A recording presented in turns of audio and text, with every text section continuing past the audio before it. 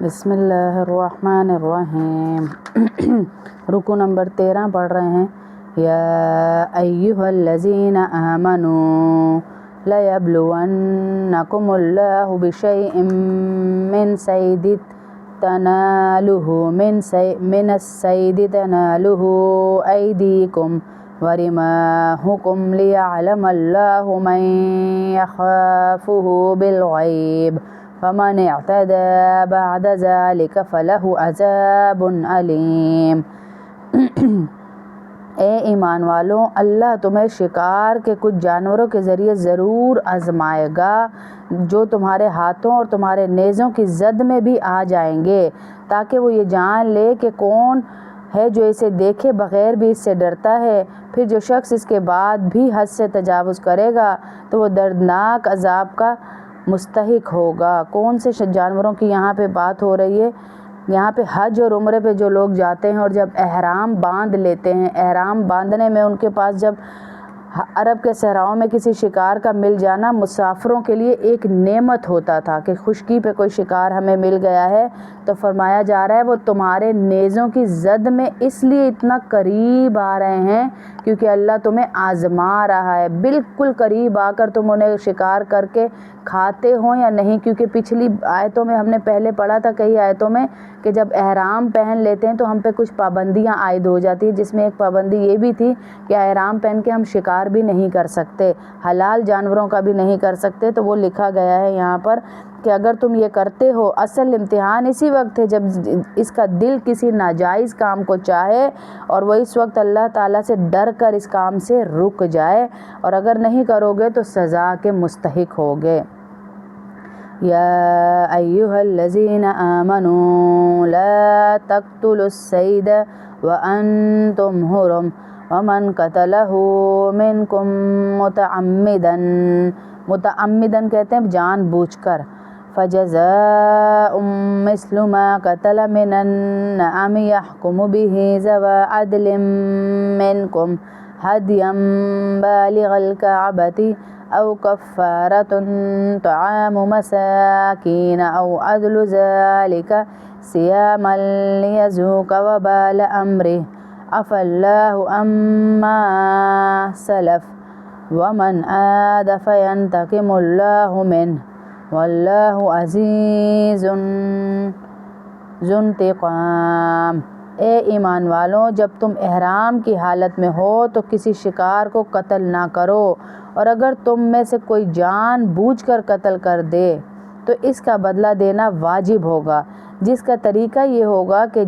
جو جانور اس نے قتل کیا ہے اس جانور کے برابر چوپایوں میں سے کسی جانور کو جس کا فیصلہ تم میں سے 2 دیانتدار تجربہ کار آدمی کریں گے کعبہ پہنچا کر قربان کیا جائے، یا اس کی قیمت کا کفارہ مسکینوں کو کھانا کھلا کر دیا جائے، یا اس کے برابر روزے رکھے جائیں۔ 3 چیزیں بتا دی ہیں تاکہ وہ شخص اپنے کیے کا بدلہ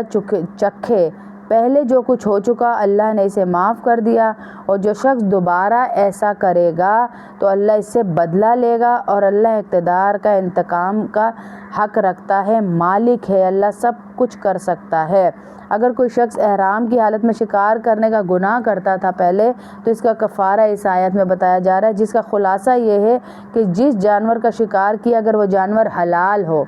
تو اسی علاقے کے 2 تجربہ کار دیندار لوگوں کو بلایا جائے گا، اس جانور کی قیمت لگوائی جائے گی کہ کیا قیمت ہے آپ کہتے ہیں، یہ نہیں کہ کوئی لالچی ہو یہ ہو، اس لیے شرطیں رکھی گئی، تجربہ کار دیندار اور نیک بندہ بلایا جائے گا، قیمت لگوائیں گے، اور اس کی قیمت جانور کی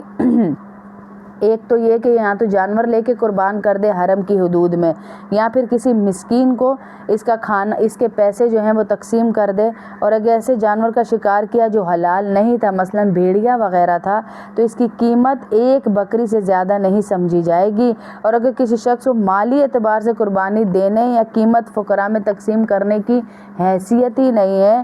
گنجائش ہی نہیں ہے، تو پھر وہ روزے رکھے۔ اس آیت میں یہ کہا جا رہا ہے روزوں کا حساب اس طرح ہوگا کہ اس جانور کی جو قیمت بنی ہوگی نا اس میں سے 2.25 سیر گندم کی قیمت کے برابر ایک روزہ سمجھا جائے گا کہ 2.25 سیر گندم ان پیسوں میں کتنی آ رہی ہے، تو اس حساب سے وہ روزے رکھے گا، ایک روزے کے حساب 2.25 سیر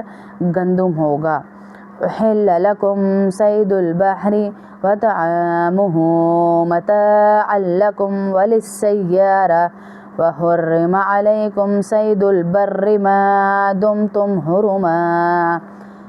واتقوا اللہ الذی الیہ تحشرون۔ اور تمہارے لیے سمندر کا شکار اور اس کا کھانا حلال کر دیا گیا ہے تاکہ وہ تمہارے لیے اور قافلوں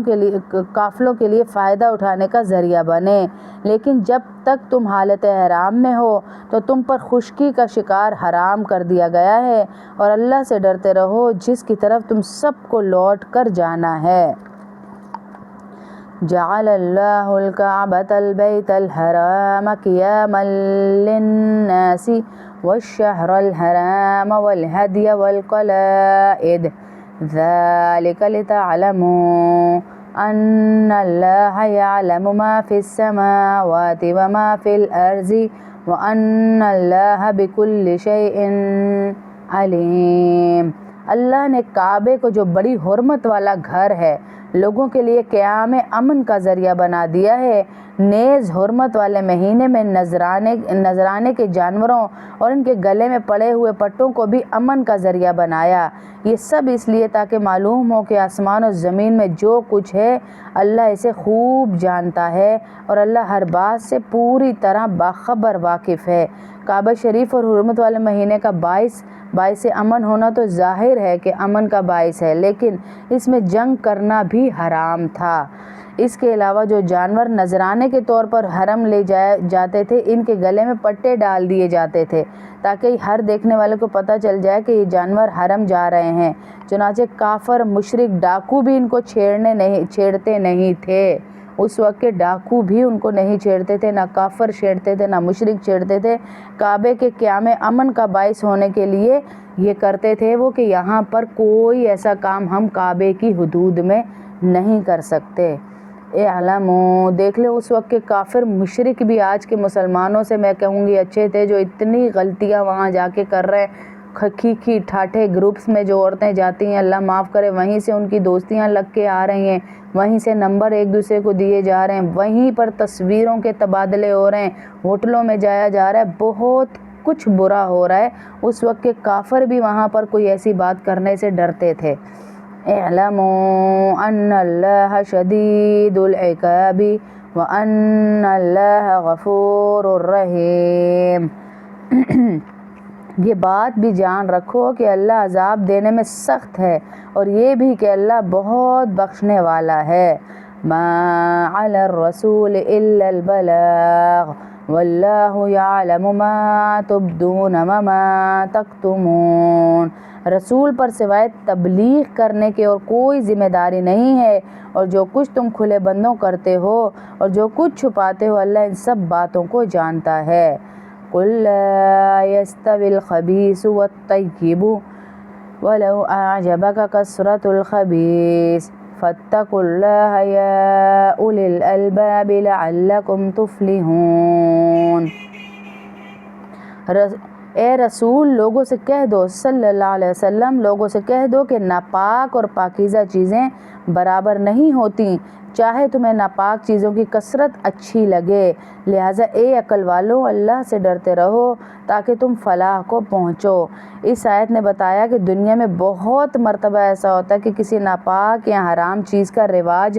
اتنا بڑھ جاتا ہے کہ وہ وقت کا فیشن قرار دے دیا جاتا ہے، اور فیشن پرست لوگ اسے اچھا سمجھنے لگتے ہیں۔ مسلمانوں کو تنبیہ کی جا رہی ہے کہ عام رواج کی وجہ سے اسے اختیار نہ کریں، بلکہ یہ دیکھیں کہ اللہ اور رسول اس کو کس طرح لیتے تھے، اور ہدایات کی روشنی میں وہ جائز ہے یا ناجائز ہے، ناپاک ہے، حرام ہے، کیا ہے، ان چیزوں کا لازمی خیال رکھا جائے۔ جیسے اب عام ہو گئی ہے مہندی کی رسم، مائیوں کی رسم، غریب سے غریب بھی